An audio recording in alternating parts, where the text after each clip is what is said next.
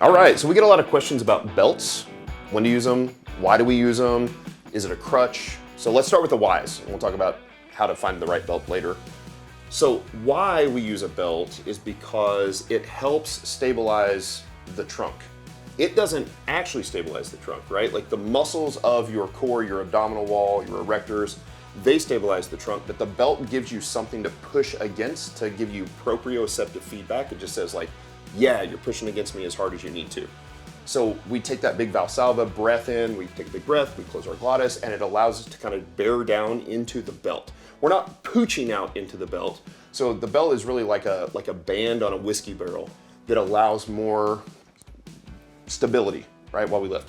And the reason that's important for a couple reasons. One, if we think about like the squat and the deadlift, the prime muscles that move the bar are below the belt. They're inferior to the belt, right?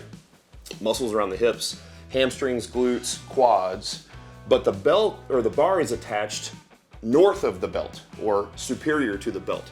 And so all of the space between where the bar is and the muscles that move the bar need to be very, very rigid and very, very stable. And the belt helps that so we don't have an energy leak in our midsection. That's really key. So then the next question is it a crutch? And my simple answer to that would be no, because it helps you use your own musculature to stabilize and make sure that there's not an energy leak. It lets you use your core, sort of a trigger word, better for heavy lifting. All right, so then the next question is what type of belt should I get? And there's lots of belts out there. We want to make it simple. So number one, maybe you've seen the nylon belts with the Velcro. No, we don't want that, right?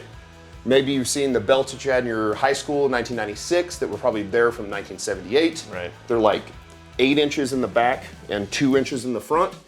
No, we don't want those. What we want is a solid piece of leather. So I love lever belts, and I've used buckle belts for years. I have buckle belts. As a matter of fact, this is my Dominion 3-inch buckle belt. It's what I used to use for deadlifts. And then they came out with a 3-inch lever belt not long ago.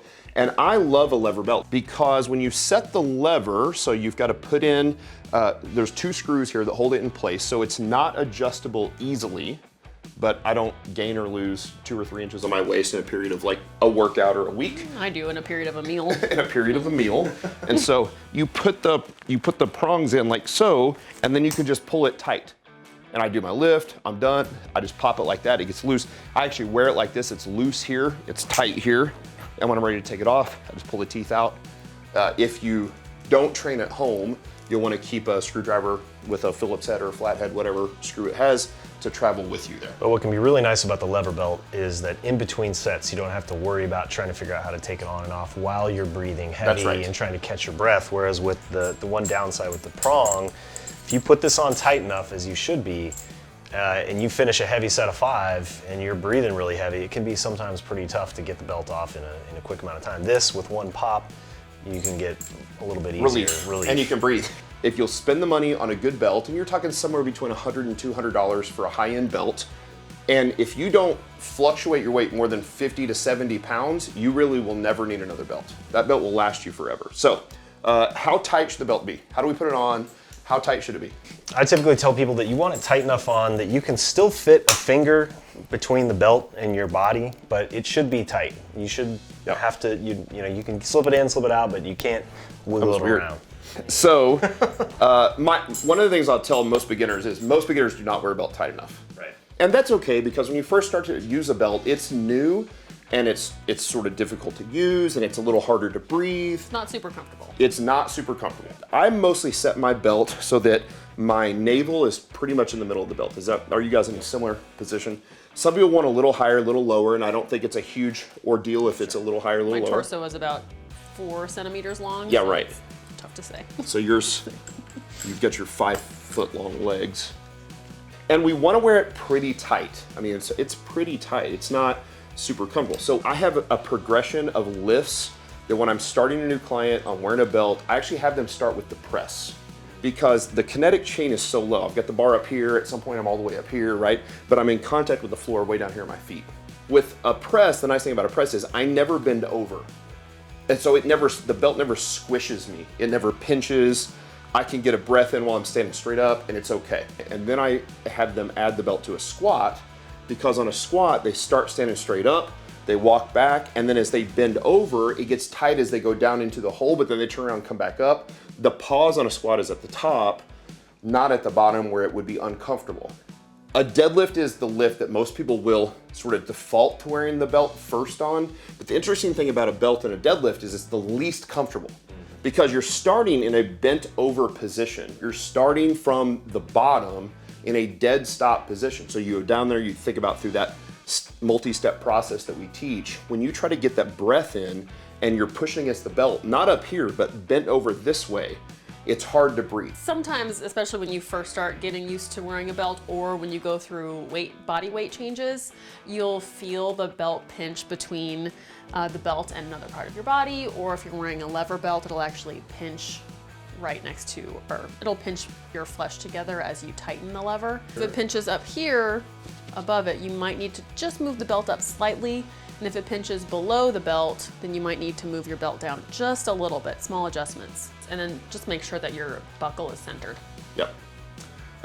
When do you use it in a workout? So you've been lifting for years. We'll talk about when do I need my first belt next, but in a workout, when do you put yours on? I recommend putting the belt on for the last 2 or 3 warm-up sets before you get up to your actual work set. You don't want to put the belt on right at the last minute when you get to your work set because it changes the way the lift feels, and I like to have a couple of sets to get used to that. On the other hand, you can put your belt on whenever you want. If you really want to put your belt on from the very beginning, that's totally fine. But sometimes it feels good to warm up without the belt for a few sets and then put it on for a few sets. Okay, so last things are, what lifts do we use the belt on? And the answer is, you can kind of use the belt on all of them. So I definitely want to use it on press, squat, and deadlift, right? The bench press is your preference. And then the last question is, when do I actually need to add a belt? Like, when do I need to buy a belt, right? And we've talked about this before. On day one of lifting, you should have squat shoes. That's the first piece of equipment that you should order is a squat shoe, a basic weightlifting shoe, solid heel. A belt is probably number 2. And that's probably gonna come somewhere between 4 and 10 weeks of training after your first month, somewhere in that ballpark. Maybe it's 12 weeks in, maybe it's 4 weeks in. But in general, when you start getting heavy enough that the progression starts to slow down, things are getting decently heavy, a belt is a great tool to add and will help keep that linear progression moving forward for as long as possible. Some companies take a few weeks or more to build a belt for you. Usually they're custom made. Dominion is different. They actually have it in sizes, so the turnaround is much quicker. But keep that in mind when you go looking for a belt, that sometimes it can take longer than you want. So that's everything you ever want to know about belts. For more great tips about accessories, your favorite thing, how to accessorize your weightlifting, Accessories, yes. you're gonna click the link right up here.